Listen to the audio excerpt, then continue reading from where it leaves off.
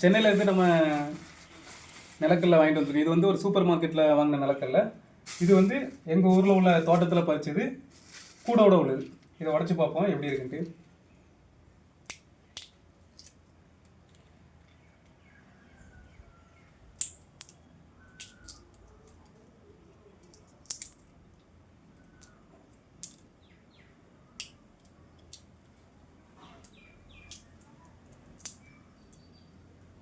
பார்த்தீங்கன்னா வலது கையில் உள்ளது சூப்பர் மார்க்கெட்டில் வாங்கினது, இடது கையில் உள்ளது இப்போது உடச்சிது.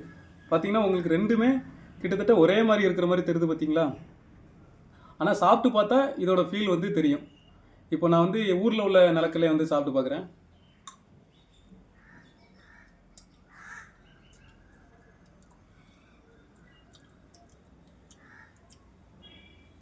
கொஞ்சம் ஹார்டாக இருக்குது, இனிப்பு தன்மை கொஞ்சம் கம்மியாக இருக்குது.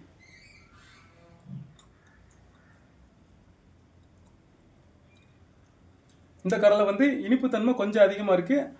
ஆனால் அதே மாதிரி சவச்சு முடிச்ச பிறகு இந்த ஸ்கின் இருக்குது பார்த்தீங்களா, ஸ்கின் வந்து கொஞ்சம் ஹார்டாக இருக்கிற மாதிரி இருக்குது.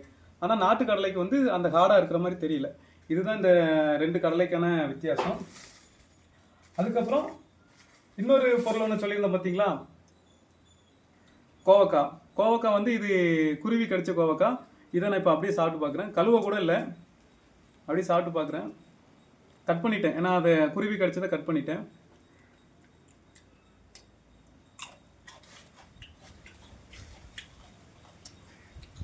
நல்லா வேப்பலை கசந்த மாதிரி கசக்குது, லைட்டாக உவர்ப்பு தன்மையாக இருக்குது. இதோட சைஸ் பார்த்தீங்களா, இவ்வளோ தான் இருக்கும் இதோட சைஸு. ஆனால் நம்ம கடையில் சில சூப்பர் மார்க்கெட்லலாம் வந்து பார்த்தீங்கன்னா பெரிய பெரிய ஹைப்ரிடாக இருக்கிறனால நல்லா பெருசாக இருக்கும், கசப்புத்தன்மை இருக்காது, வெறும் உவர்ப்புத்தன்மை மட்டும்தான் இருக்குங்க. அதுதான் இந்த ரெண்டு பொருளுக்கான வித்தியாசம்.